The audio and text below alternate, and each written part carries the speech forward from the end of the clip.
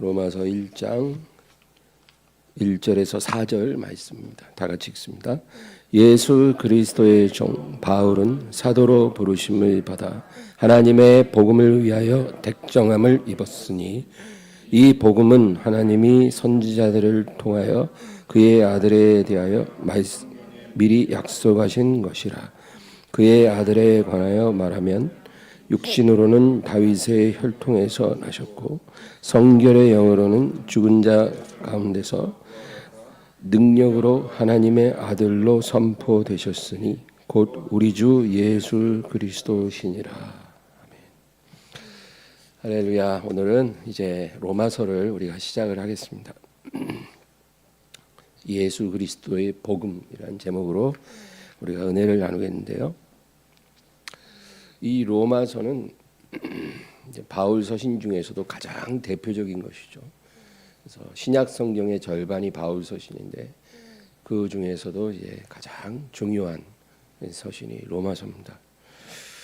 이 로마서는 당시에 고린도에 머물던 바울이 로마에 있는 그리스도인들에게 보낸 편지인 것입니다. 로마에도 교회가 있었어요. 근데 이 로마 교회는 좀 특별했습니다. 어떤 사도들이 가서 전도하고 세운 교회가 아니었습니다. 베드로가 가서 바울이 가서 세운 교회가 아니고 성도들이 자체적으로 세운 그런 교회예요. 그게 어떻게 됐냐면은 이제 오순절날 성령이 예루살렘에 임하고 그리고 이제 베드로가 설교를 했잖아요. 그리고 이제 3,000명이 이제 구원을 받았다고 사도행전에 나옵니다. 3,000명이 베드로의 설교를 듣고 이제 예수님을 믿은 거예요. 그 3,000명은 천하 각국에서 이제 명절을 지키러 모여든 이제 유대인들 또는 이방인 중에 유대교에 입교한 사람들입니다. 근데 그들 중에는 로마에서 살고 있는 사람들도 있었던 거죠. 그래서 그들이 명절에 예루살렘에 왔다가 베드로의 설교를 듣고 예수님을 믿게 되고 자기가 사는 로마로 돌아가서 이제 거기서 모여서 예배를 드리면서 교회가 세워진 것입니다. 그런데 이 바울은 로마 교회에 가기를 간절히 원했다는 것입니다. 그래서 자기가 로마에 방문하기 전에 이 먼저 편지를 보내 그들의 믿음을 굳건히 하고 그리고 자기가 그리스도의 사도인 것을 그들이 인정해 주기를 바라는 것입니다. 우리가 생각할 때는 바울이야말로 사도 중에 사도잖아요. 그러나 그 당시에는 그렇지 않았어요. 예수님의 11 제자들은 사도죠, 당연히. 그래서 오순절에 와서 베드로의 설교를 듣고 믿은 사람들은 그 11 제자들은 이제 사도로 인정을 합니다. 그러나 그 당시에 바울은 없었어요. 그래서 로마에 있는 교인들이 바울에 대해서 잘 모르는 것입니다. 그러니까 요즘 말로 듣보잡이에요. 뭐 예수님의 제자도 아니었는데 뭐 저 사람이 왜 사도야? 이제 이렇게 생각을 하는 거죠. 그래서 자기가 사도인 것을 로마 교인들이 알아주기를 바라는 마음으로 이 로마서를 쓴 것입니다. 그래서 자기가 로마에 갔을 때 그 교인들의 이제 인정을 받고 또 그들의 믿음에 더 많은 유익을 끼치고 그리고 그들이 후원을 받아서 이제 스페인까지 가서 복음 전하기를 원한 거예요. 그러니까 바울은 교회 후원이 없으면 선교 사역을 할 수가 없었거든요. 그래서 로마 교회의 후원을 받아 스페인에까지 가기를 원한 것입니다. 그래서 이런 목적으로 기록된 것이 로마서예요. 근데 바울이 로마서를 쓸 때는 이 로마서가 그렇게 귀한 하나님의 역사를 일으킬 줄은 몰랐겠죠. 하나님이 그렇게 행하시는 것입니다. 교회사를 보면은 어떤 사람이 무슨 글을 쓰거나 책을 써서 남기잖아요. 근데 그 당시에는 전혀 인정을 못 받아요. 그 사람이 죽을 때까지도 그 존재의 가치가 없는 그런 책입니다. 그런데 이제 시간이 몇백 년이 흘러서 그것이 이제 가치를 나타내는 거죠. 바울 서신들도 그랬죠. 이 로마서도요. 로마 교인들에게 자기 사도성을 인정받고 또 그들에게 유익을 끼치기 위해서 기록한 것인데, 그러나 이 로마서야말로 교회사의 가장 위대한 하나님의 말씀이 되었어요. 2000년 동안 가장 위대한 부흥이나 개혁이 일어날 때 항상 로마서가 모티베이션이 됐어요. 그래서 어거스틴이 회개할 때도 로마서의 말씀으로 회개했고요. 마틴 루터가 종교개혁할 때도 로마서 말씀으로 종교개혁을 한 거고, 청교도들이 자기 신앙을 지키고 신대륙에 갈 때도 로마서의 말씀을 붙잡고 간 거예요. 교회사의 모든 굵직굵직한 중요한 역사는 로마서를 통해서 이루어졌다. 하나님이 그렇게 로마서를 귀하게 쓰셨다는 거죠. 신약 성경에서 가장 중요한 두 권의 책을 우리가 고른다면 요한복음과 로마서일 것입니다. 모든 게 다 귀하지만 요한복음하고 로마서야말로 그 중에서도 보석 같아요. 근데 이 요한복음의 목적은 예수는 누구인가, 거기에 초점을 맞췄어요. 예수는 누구인가, 이 예수라는 사람은 어떤 사람인가, 그는 누구인가, 여기에 초점을 맞춘 게 요한복음이고요. 로마서는 그가 왜 이 세상에 육신으로 오셔서 십자가에 죽으셨고 자기를 믿는 자들에게 주시려고 한 것이 무엇인가, 거기에 초점을 맞춘 거예요. 그러니까 예수님의 죽으심의 그 의미와 그 예수 그리스도의 복음을 믿는 자들에게 주시려고 하는 하나님의 축복이 무엇인가, 그것을 말한 것이 로마서라는 것입니다. 그래서 요한복음을 우리가 이해했으면 로마서를 하는 게 순서겠죠. 복음의 비밀을 드러내기 위해 기록한 서신이 로마서입니다. 바울은 자신이 전한 이 복음이 어떤 능력을 갖고 있는지 잘 알고 있었어요. 자기가 전하는 이 복음이야말로 모든 믿는 자에게 구원을 주시는 하나님의 능력인 것을 알았거든요. 그래서 바울이 이렇게 말합니다. 갈라디아 1장 7절에서 9절. 다른 복음은 없나니 다만 어떤 사람들이 너희를 교란하여 그리스도의 복음을 변하게 하려 함이라. 그러나 우리나 혹은 우리 하늘로부터 온 천사라도 우리가 너희에게 전한 복음 외에 다른 복음을 전하면 저주를 받을지어다. 우리가 전에 말할거니와 내가 지금 다시 말하노니 만일 누구든지 너희가 받은 것 외에 다른 복음을 전하면 저주를 받을지어다. 내가 전한 이 복음과 다른 복음을 전한다면 누군가가 저주를 받아 마땅하다. 여러분, 얼마나 자기가 전하는 복음에 확신이 있었으면 이렇게까지 말하겠습니까? 내가 너희에게 전한 이 복음과 다른 복음을 누군가 전한다면 그 사람은 저주를 받는 것이 마땅하다. 사람이든지 천사든지 다른 복음을 전하면 저주를 받을지어다. 이렇게 말을 했습니다. 그러니까 이 바울이 전하는 복음요, 아주 분명하고 온전한 복음이라는 거죠. 그래서 심지어 베드로조차도 이 바울이 복음의 비밀을 깨달은 것을 인정했어요. 이 사도들은 이 바울만큼 이렇게 명철하지가 않았거든요. 그래서 이렇게 복음의 계시를 받아도 그것을 잘 정리해서 전달하는 능력이 좀 떨어지죠. 근데 이 하나님이 바울을 들어서 이 복음의 비밀을 다 알게 하시고 그것을 전하도록 그렇게 하셨거든요. 그래서 베드로조차도 그거를 인정합니다. 베드로후서 3장 15, 16절. 또 우리 주의 오래 참으심이 구원이 될 줄로 여기라. 우리가 사랑하는 형제 바울도 그 받은 지혜대로 너희에게 이같이 썼고 또 모든 편지에도 이런 일에 관하여 말하였으되 그 중에 알기 어려운 것이 더러 있으니 무식한 자들과 굳세지 못한 자들이 다른 성경과 같이 그것도 억지로 풀다가 스스로 멸망에 이르느니라. 그러니까 베드로가 뭐라고 그러냐면 이 바울 사도가 이 기록한 편지에 기록한 이 복음의 비밀을 많은 사람들이 잘못 이해하고 억지로 풀다가 멸망에 이를까 조심하라. 그 얘기예요. 그러니까 복음의 비밀을 잘못 풀면 이단이 되는 거예요. 그러니까 뭐 일부러 이단의 길로 들어설 수도 있지만 자기도 모르게 이단이 될 수 있다는 거죠. 그럼 멸망하는 거예요.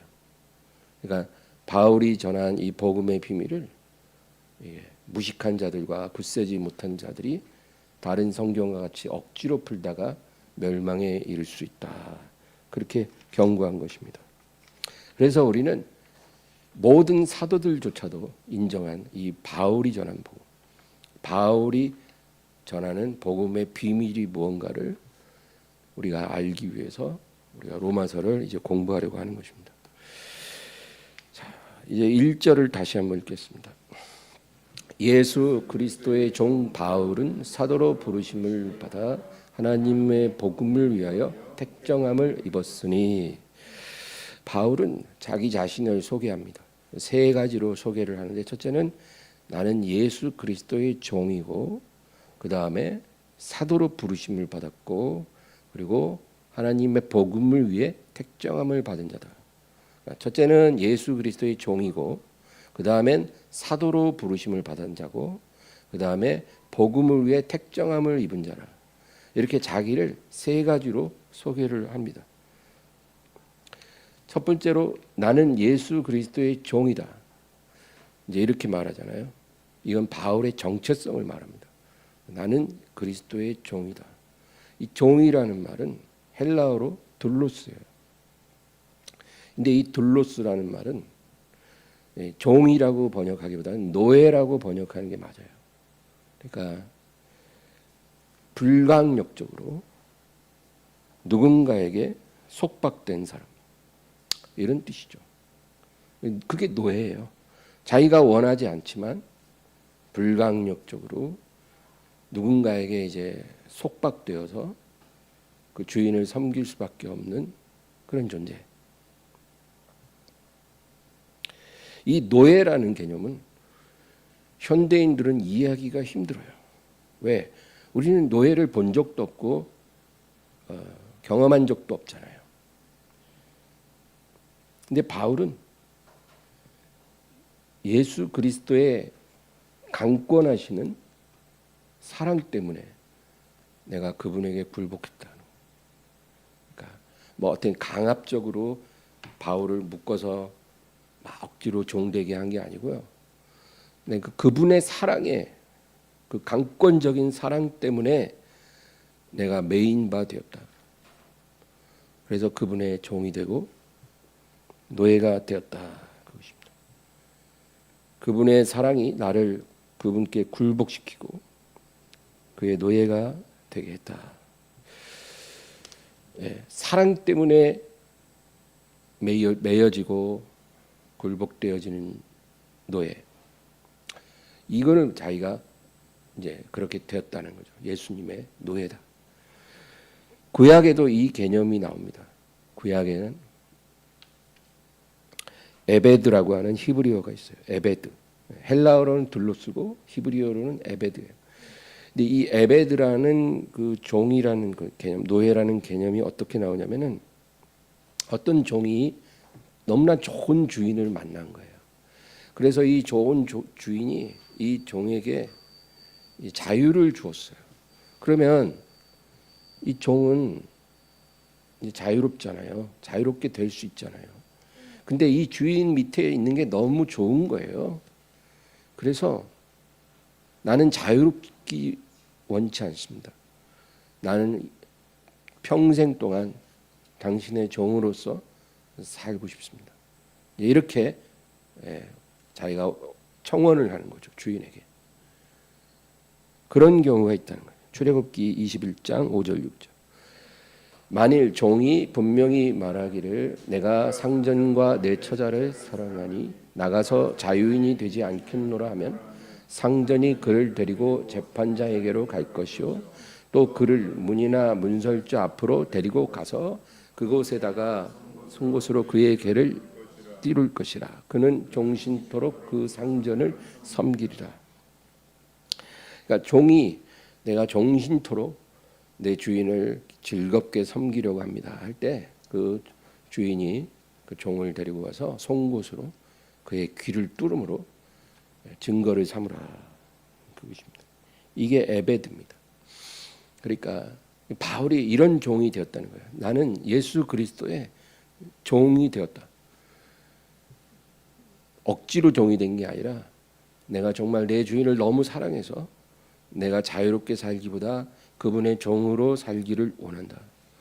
왜냐하면 그분의 사랑이 나를 그분께 완전히 굴복시키기 때문이다. 그 얘기죠.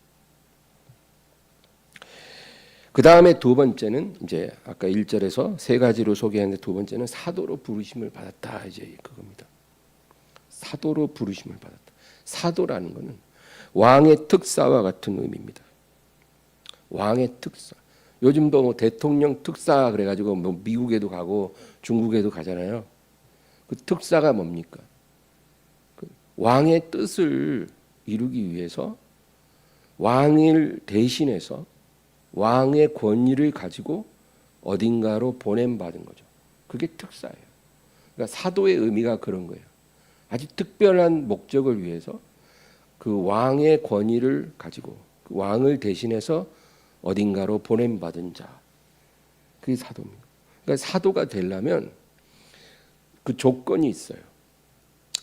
예수님이 그 사람에게 찾아오셔야 돼요.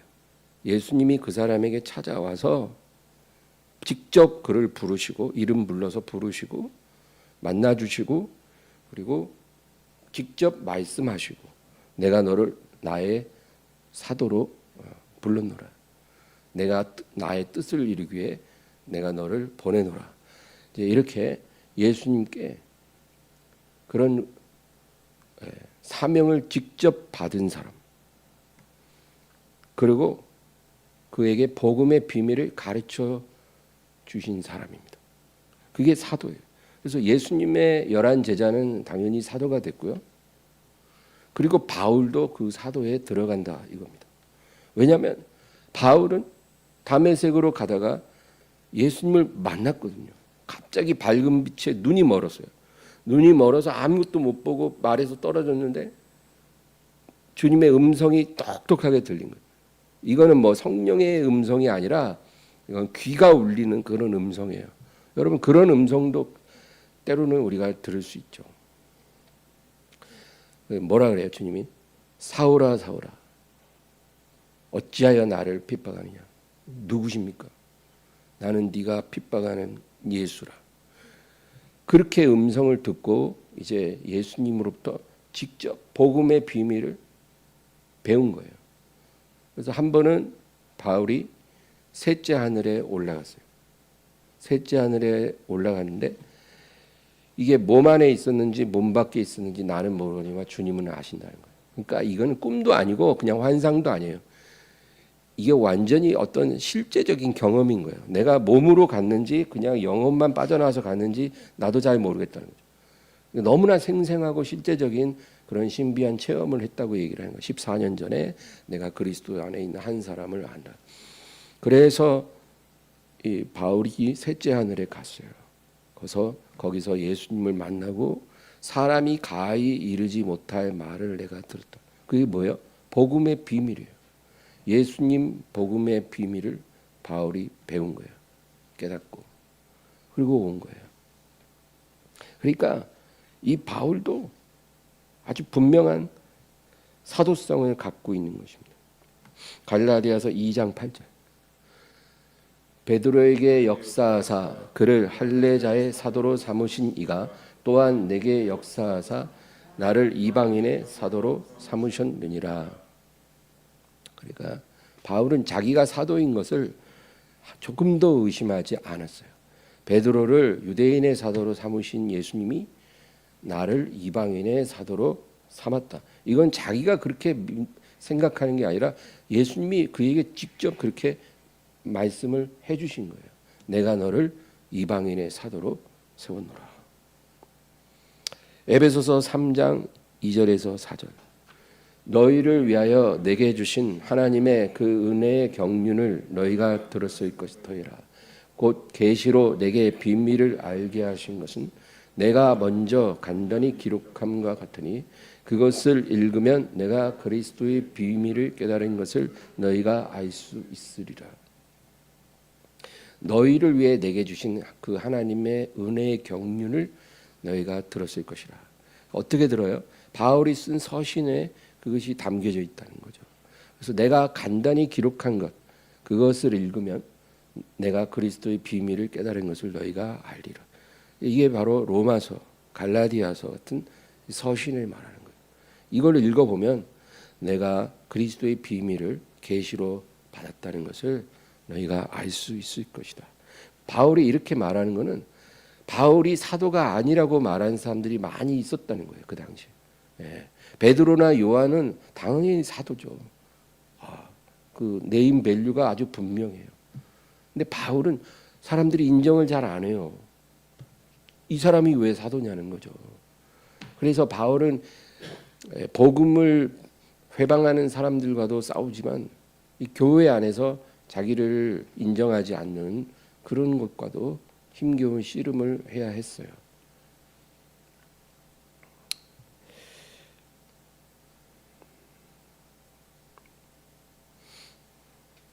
근데 이 초대교회는 자칭 사도들도 있었다고 그렇게 말해요. 그래서 계시록 2장에 에베소 교회 주님이 뭐라 그러냐면 너희가 자칭 사도들을 드러낸 것, 그들을 용납하지 않는 것을 내가 칭찬하노라. 자칭 사도들도 있었어요. 그러니까 예수님이 직접 그들을 부르시지도 않았고 복음의 비밀을 가르쳐 주신 것도 아닌데 그냥 자기들이 스스로 자기 입으로 사도라고 말하는 그런 사람들도 있었다는 거죠. 요즘도 있어요. 현대에도 사도들이 있어요. 자기가 사도래요. 신사도 운동이라고 하는데 자기가 사도라 그래요. 누가 그렇게 사도로 세웠겠어요? 자기가 세운 거예요. 예수님을 그렇게 만난 것도 아니고 복음의 비밀이나 능력을 받은 것도 아닌데 그런 사람들도 있어요. 그 다음에 세 번째로 바울은 하나님의 복음을 위하여 택정함을 입은 자라 이렇게 자기를 소개합니다. 택정함을 받았다는 것은 구별되었다, 기름 부음 받았다, 이런 뜻이에요. 내가 복음을 위해 기름 부음을 받았다. 그렇게 자기를 소개합니다. 우리가 이 로마서 1장 1절에서 세 가지로 자기를 소개할 때 나는 예수 그리스도의 종이다 한 것은 바울의 정체성을 말한 것이고, 그리고 내가 사도로 부르심을 받았다 그거는 바울이 받은 권위를 말하는 거예요. 권위. 바울이 주님으로부터 받은 권위. 나는 사도라는 거죠. 그러니까 나는 예수님 앞에서는 종이지만 교회 앞에서는 내가 권위를 부여받은 사도다. 이렇게 말을 하는 거예요. 그리고 이제 마지막 세 번째로 복음을 위해 나는 택정함을 받았다. 기름 부음을 받았다. 구별되었다. 그렇게 말하는 것은 바울이 가진 특별한 능력을 의미합니다. 말씀의 능력이에요. 나는 복음의 비밀을 깨달았고 그 말씀의 능력을 주님으로부터 받았다. 이제 이렇게 말을 하고 있습니다. 복음을 위해 기름 부음 받았다는 거죠. 이 기름 부음 받았다는 게 뭘까요? 예수님이 기름 부음 받은 자죠. 그리스도라는 말이 그런 뜻이에요. 근데 구약 성경에 보면 기름을 부어 세우는 사람 두 사람 나와요. 두 명, 두 직분. 왕과 제사장이에요. 이 왕과 제사장을 세울 때는 특별한 기름을 부어 머리에 부어서 세웁니다. 아주 특별해요. 근데 이제 선지자라는 직분이 있죠. 이 선지자를 세우는 것은 머리에 기름을 부는 게 아니라 하나님의 말씀이 그에게 임함으로 세워지는 거예요. 하나님이 어떤 사람을 선지자로 불러서 세울 때는 그 사람에게 어느 날 말씀이 기름 부어지는 거예요. 그래서 말씀이 임하면 그때부터 예언을 합니다. 그래서 구약 성경을 읽어보세요, 여러분. 하나님의 말씀이 아미떼의 아들 요나에게 임하니라. 그렇죠. 그때부터 이제 기름 부음 받은 선지자가 되는 거예요. 하나님의 말씀이 예레미야에게 임하니라. 하나님의 말씀이 에스겔에게 임하니라. 하나님의 말씀이 호세아에게 임하니라. 하나님의 말씀이 아모스에게 임하니라. 하나님의 말씀이 빈들에 있는 세례 요한에게 임하니라. 이런 말씀이 계속 나오잖아요. 그러니까 선지자들은 말씀이 임할 때 기름 부음을 받은 거예요. 그래서 말씀을 받은 선지자는 그 즉시로 그 받은 말씀을 그대로 가서 백성에게 대언을 해야 하는 거예요. 예레미야가 하루는 이제 하나님의 말씀을 백성들에게 전하는데 이게 말이죠, 너무 반응이 안 좋아요. 선지자가 말씀을 전해서 반응이 좋은 경우는 거의 드물고요, 대부분 반응이 안 좋아요. 그래서 예수님도 뭐라 그래요? 모든 사람이 너희를 칭찬하면 그거는 너희가 거짓 선지자라는 뜻이야. 너희가 만약에 내가 세운 선지자고 내가 보낸 종이었으면 사람들이 너희를 좋아하지 않을 거야. 더 너희를 미워하고 너희를 핍박하게 될 거지. 그 정말 틀린 말이 아니에요. 사람들이 원하는 말을 해주면 그게 거짓 선지자예요. 하나님이 주신 말을 하는 게 선지자죠. 근데 하나님이 주신 말을 하면 반드시 핍박이 와요. 사람들이 대부분 완악하기 때문에 하나님의 말씀을 전하면 좋아하지 않아요. 그래서 예레미야가 너무 힘든 거예요. 그래서 이런 말을 합니다. 예레미야 20장 7절에서 9절. 여호와여, 주께서 나를 권유하심으로 내가 그 권유를 받았사오며 주께서 나보다 강하사 이기셨으므로 내가 조롱거리가 되니 사람마다 종일토록 나를 조롱하나이다.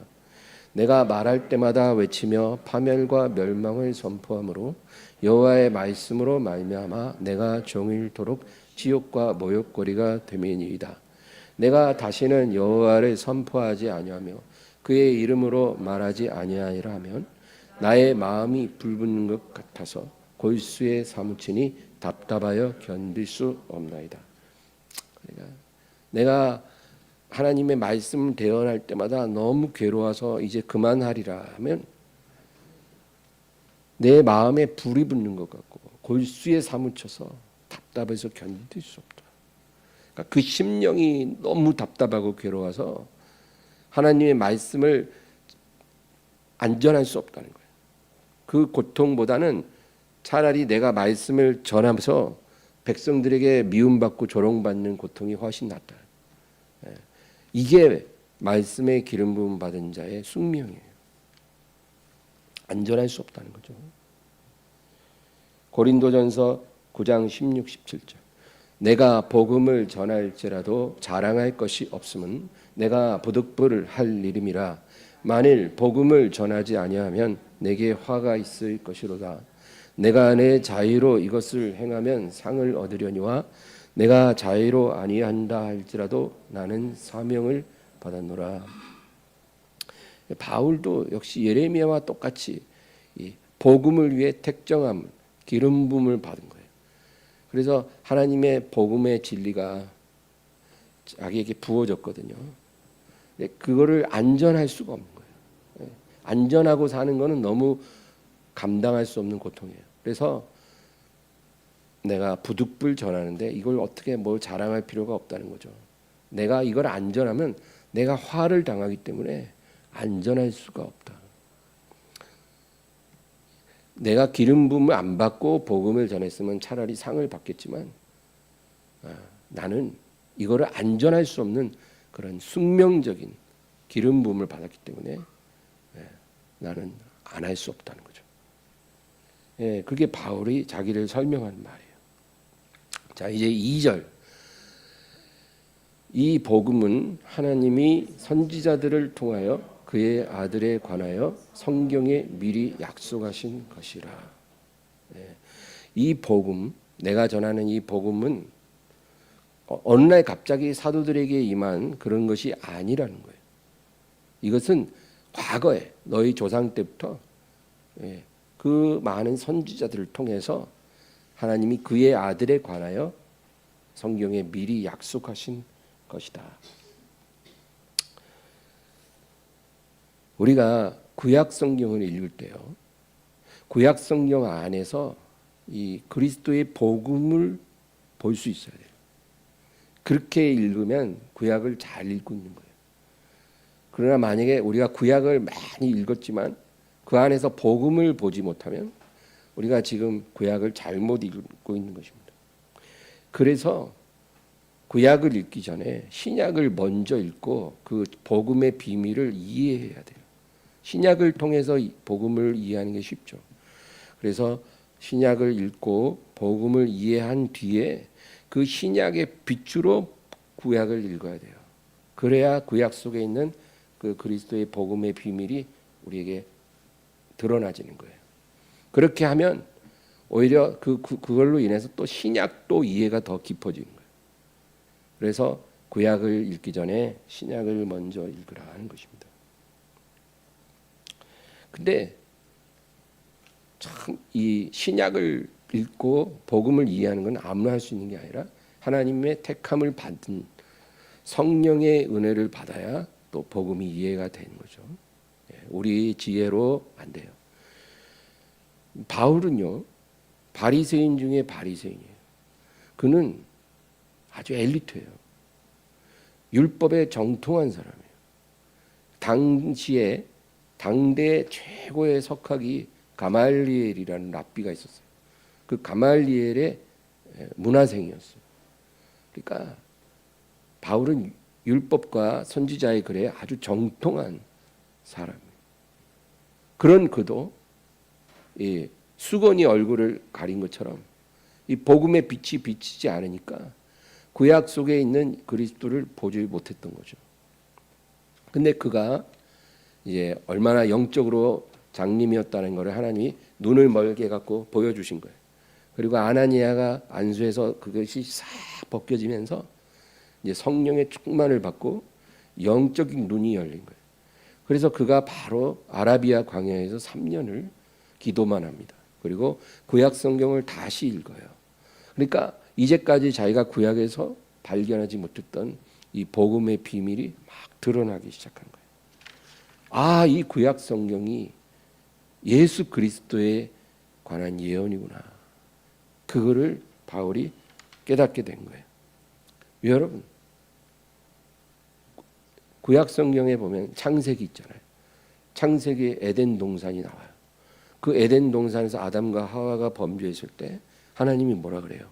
그 뱀에게 여자의 후손이 너의 머리를 깨뜨리고 너는 그의 뒤꿈치를 상하게 하리라. 이런 말씀 있잖아요. 이게 바로 예수 그리스도의 구속 사역을 말하는 거거든요.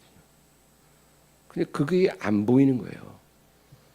그 구절을 그렇게 많이 읽어도 그게 바로 복음의 비밀을 드러낸 말씀이라는 게 깨달아지지가 않는 거예요. 하나님이 무화과 치마를 벗기고 짐승의 가죽옷을 친히 만들어 입혀주셨잖아요. 그것도 복음에 관한 것인 것이 깨달아지는 거죠. 이스라엘이 430년 종살이를 했잖아요.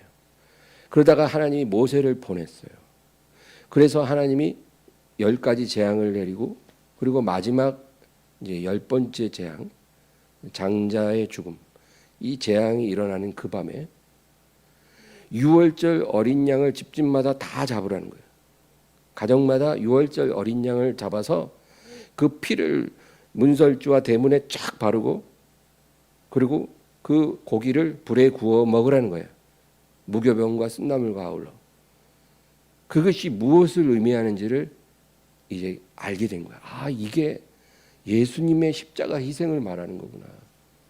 그래서 출애굽을 한 게 죄에서 하나님이 건지신 그 역사를 의미하는 거고, 갈라진 홍해를 통과하는 것은 침례를 의미하는 거고, 불기둥 구름기둥으로 밤낮 인도하신 것은 성령의 인도하심을 의미하는 거고, 하늘에서 매일 아침에 내린 그 만나는 생명의 말씀을 의미하는 거라는 것을 이제 깨달아지기 시작하는 거예요. 예수님을 믿고 알게 되니까 그 의미가 다 나타나지는 거예요.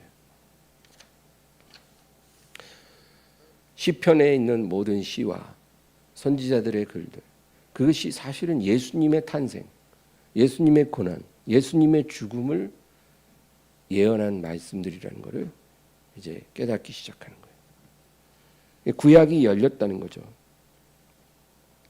구약 성경에 나오는 성막, 제사, 절기, 이게 다 예수님의 구속 사역을 예표하는 것이고, 하나님이 시내산에서 모세를 올라오라 해서 주신 그 율법, 그 율법의 목적은 그 율법의 조항들을 완벽하게 지키라고 주신 게 아니라 그것을 지킬 수 없는 것을 통해서 너희가 너희 죄를 깨달으라고 주셨다는 사실을 바울이 깨달은 거예요. 그러니까 유대인들은 눈이 가려져서 그 율법을 다 지킨다고 하는 거예요. 못 지키거든요. 못 지키니까 지키는 척하는 거예요. 지키는 척 한다고 지켜지나요? 그러니까 위선자, 외식하는 자가 되는 거예요. 근데 그 율법은 지키라고 주신다기보다는 그걸 통해서 죄를 깨달으라고 주신 거예요. 그럼 죄가 깨달아지면 하나님의 용서가 필요하잖아요.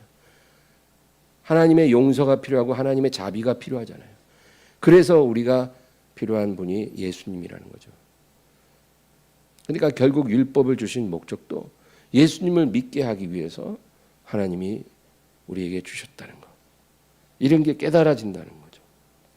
하나님의 용서를 받기 위해 어린 양의 피가 필요하다.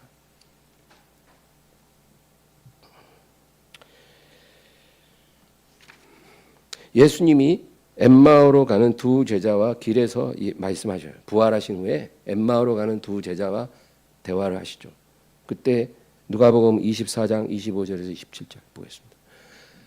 이르시되 미련하고 선지자들이 말한 모든 것을 마음에 더디 믿는 자들이여, 그리스도가 이런 고난을 받고 자기의 영광에 들어가야 할 것이 아니냐 하시고, 이에 모세와 모든 선지자의 글로 시작하여 모든 성경에 쓴 바 자기에 관한 것을 자세히 설명하시니라. 그 길에서 두 제자에게 구약의 선지자들이 말한 모든 것들이 바로 나에 관한 것이야. 너희들은 어찌 그 구약 성경을 통해서 이것을 보지 못하는가? 미련한 자들아, 마음에 더디 믿는 자들아, 그리스도가 이런 고난을 받아야 되는 것이 모세와 선지자의 글에 기록되어 있지 않느냐. 그리고 설명을 다 해주시는 거예요. 32절. 그들이 서로 말하되 길에서 우리에게 말씀하시고 우리에게 성경을 풀어주실 때에 우리 속에서 마음이 뜨겁지 아니하더냐 하고, 예수님이 성경을 풀어주시니까 당연히 성령 역사하셔서 마음이 뜨거워지고 눈이 열리는 거죠.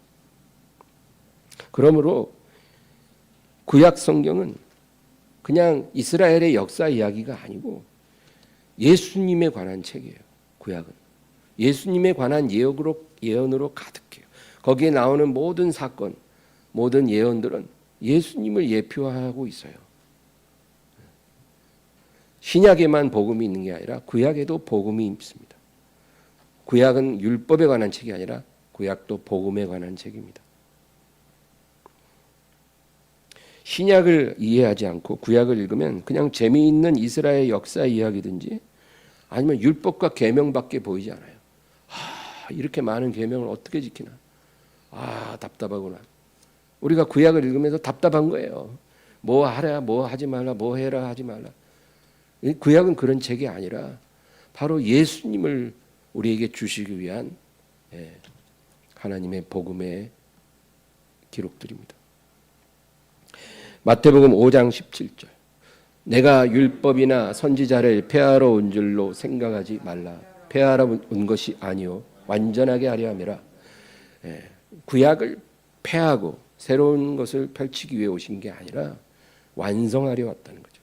나는 구약의 율법을 완성시키러, 성취하러 왔다.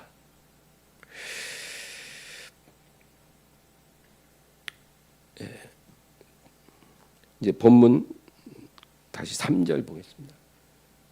그의 아들에 관하여 말하면 육신으로는 다윗의 혈통에서 나셨고, 예수님은 완전한 하나님이시면서 완전한 사람이라는 것, 이 사실, 이거 굉장히 중요합니다. 예수님이 하나님인 건 우리가 알죠. 그 사실 못지않게 완전한 사람이 됐다는 것, 이것도 중요합니다. 예수님이 완전한 하나님이고 완전한 사람이라는 것, 이 사실을 우리가 이해하지 않으면 안 돼요. 근데 히랍 신화에 보면 여러분 반신 반인, 반인 반신 그런 존재들이 나와요. 뭐 제우스라든지 뭐 이렇게 헤라클레스라든지 뭐 아킬레스라든지 이런 그 존재들 보면 뭐 반은 신이고 반은 인간, 이런 존재가 아닙니다. 예수님은 100% 하나님이고 100% 사람인 그런 분이시죠. 그래서 예수님이 육신으로 다윗의 혈통에서 나신 분이다. 그러니까 완전한 사람으로 다윗의 혈통을 통해 이 세상에 계셨다. 그래요. 예수님의 법적인 부모가 누굽니까? 목수 요셉과 마리아죠. 이 두 사람이 예수님의 법적인 부모예요. 근데 물론 예수님은 성령으로 처녀의 몸에 들어오셨기 때문에 이제 하나님의 신성을 온전히 갖고 계시지만 또 완전한 사람의 육신으로 처녀의 몸을 통해 출산되신 거예요. 그래서 법적인 부모는 요셉과 마리아예요. 이 요셉과 마리아가 아주 가난한 그 나사렛에서 살았지만 그들은 다윗의 혈통입니다. 그래서 마태복음 1장의 계보를 보면 이 요셉이 다윗의 혈통이라는 걸 말해주는 거예요. 그리고 누가복음 3장의 계보는 마리아가 다윗의 혈통이라는 걸 말해주는 거예요. 그래서 요셉, 마리아 두 사람 다 유다지파 다윗의 혈통에 속한 사람이 예수님의 법적인 부모였다는 거죠. 예수님이 이 세상에 육신으로 오셨다는 것, 그게 성육신이라고 해요. 여기에는 두 가지 중요한 의미가 있어요. 첫째는 예수님은 삼위일체 하나님의 두 번째 위격이에요. 삼위일체 하나님, 성부, 성자, 성령의 두 번째 위격, 그러니까 아버지와 동등하신 아들이에요. 그런데 이 예수님이 영원 전부터 아버지와 함께 누리던 그 존귀를 잠시 내려놓으시고 스스로를 낮추어 피조물이 되셨다는 거예요. 놀라운 일이죠. 그 존귀함을 내려놓고 스스로를 낮춰서 피조물이 되어서 하나님께서 빌립보서 2장 6절에서 8절, 그는 근본 하나님의 본체시나 하나님과 동등됨을 취할 것으로 여기지 아니하시고 오히려 자기를 비워 종의 형체를 가지사 사람들과 같이 되셨고 사람의 모양으로 나타나사 자기를 낮추시고 죽기까지 복종하셨으니 곧 십자가에 죽으심이라. 자기를 비워 종의 형체를 가지사 사람들과 같이 되셨다. 그래서 예수님이 이 세상에 계실 때 하나님의 종 예수 그리스도라고 말하는 거예요. 그러니까 아까 우리가 종에 대해서 나눴잖아요. 바울이 내가 예수 그리스도의 종이다 그랬잖아요. 예수님도 이 세상에 계실 때는 하나님 아버지의 아들이시지만 종으로 스스로를 낮추셨어요. 그래서 죽기까지 복종하셨으니 그 십자가에 죽으심이라. 종이기 때문에 그렇게 하시는 거예요. 그 다음에 두 번째 의미가 있어요. 예수님이 육신으로 오신 두 번째 의미는 사람이 되신 하나님의 아들이잖아요. 육신으로 오셨어요, 하나님이. 그래서 이 세상에 계실 때 예수님은 온전히 성령 안에 거하셨어요. 그러니까 예수님이 이 세상에 오실 때도 성령으로 잉태되셨잖아요.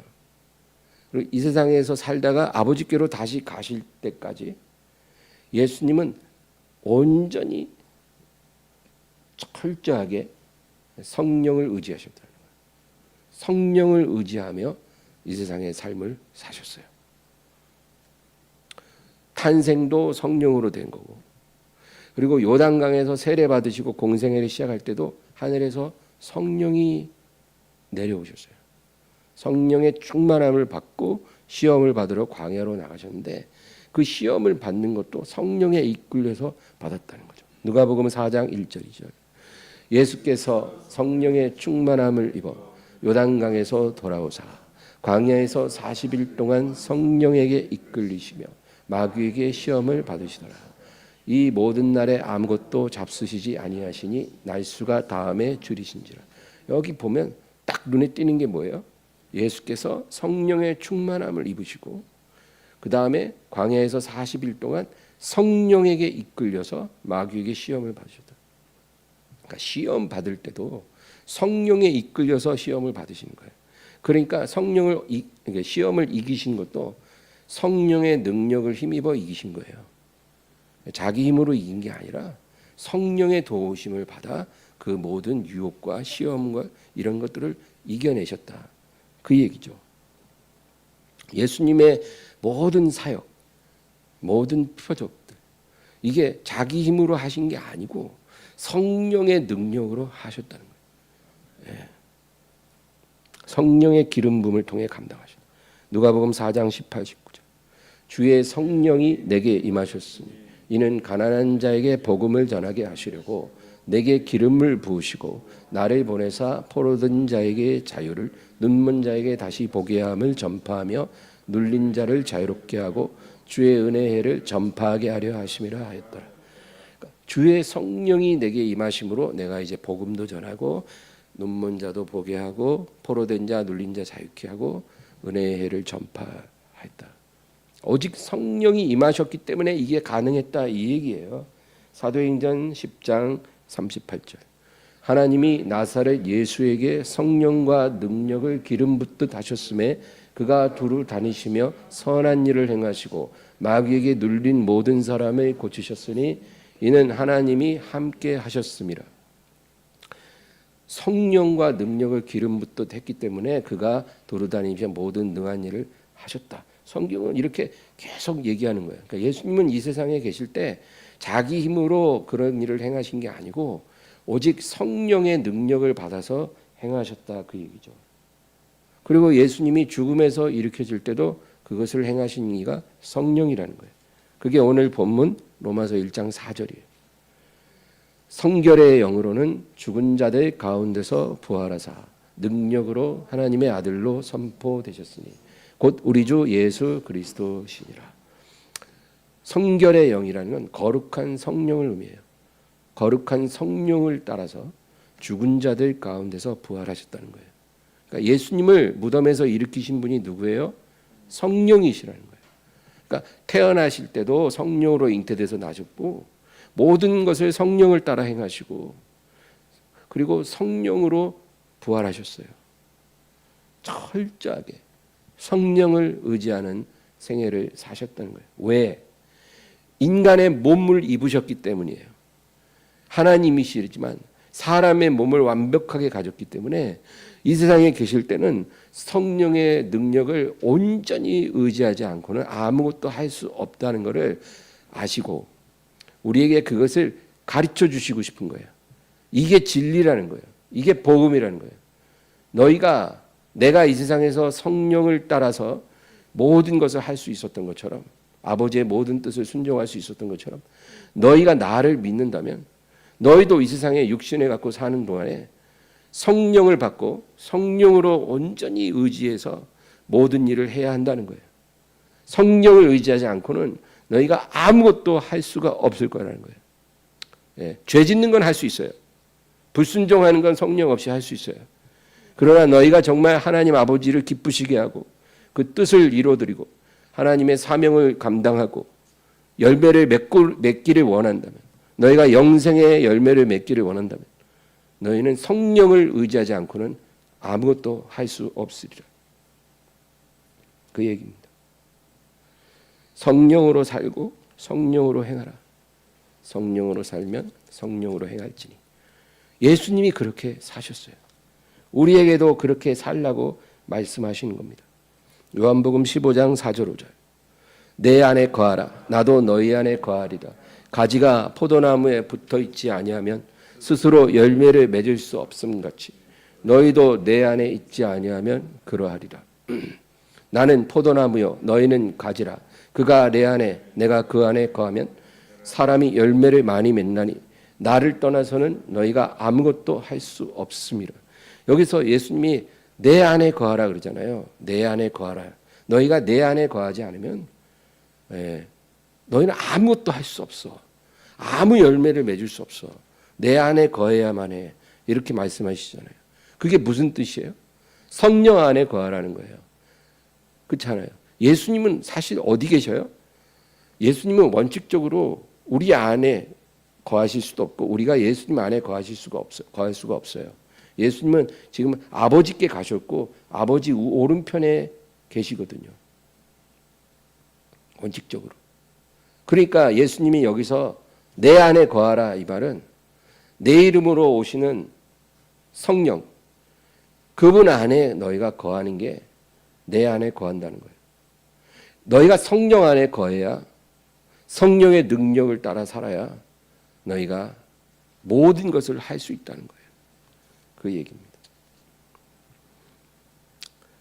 그리고 너희가 이 성령을 통해서 많은 열매를 맺을 뿐만 아니라 마지막 날에 이 성령께서 너희를 다시 살리실 것이다.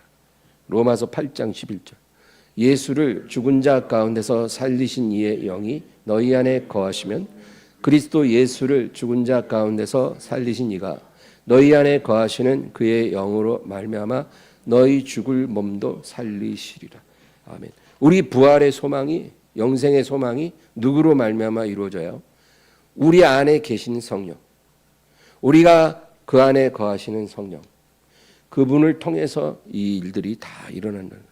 모든 사명을 감당하는 능력이나 열매도 그분을 통해서 일어나고 부활도 그분으로 말미암아 일어난다. 이제 바울 사도는 이 로마서를 통해서 우리에게 무언가를 말하고 싶은 거예요. 왜 하나님의 아들이 육신으로 오셔 십자가에서 죽으셨으며 우리가 나사렛 예수를 하나님의 아들이요 그리스도요 주로 믿어야 하는지, 그리고 그의 이름으로 오신 성령님을 우리가 왜 전적으로 의지해야만 하는지, 그것을 우리에게 말해주고 싶은 거예요. 그게 로마서예요. 그게 그리스도의 비밀이에요. 그게 복음의 비밀이에요. 이 복음의 비밀을 우리에게 바울이 로마서를 통해서 이제 말하려고 하는 것입니다. 기도하겠습니다. 하나님 아버지, 복음은 믿는 자에게 구원을 주시는 하나님의 능력입니다. 정말 복음 안에 어떤 능력이 있고 어떤 생명이 있고 어떠한 영광이 있는지 우리가 알기를 원합니다. 우리가 요한복음을 통해서 예수님이 누구신지를 배웠다면 우리가 로마서를 통해서 이 복음 안에 어떠한 능력이 있는지 우리가 알게 하사 우리가 정말 이 놀라운 영광의 복음을 기쁘게 받고 믿고 따름으로 우리 하나님께 많은 열매를 맺는 그러한 삶이 되도록 축복해 주시옵소서. 하나님 아버지, 구원받고 싶은 모든 사람은 이 복음을 알고 믿으라고 하십니다. 주여, 우리에게 이 복음의 비밀을 알려주시옵소서. 예수님의 이름으로 기도합니다. 아멘.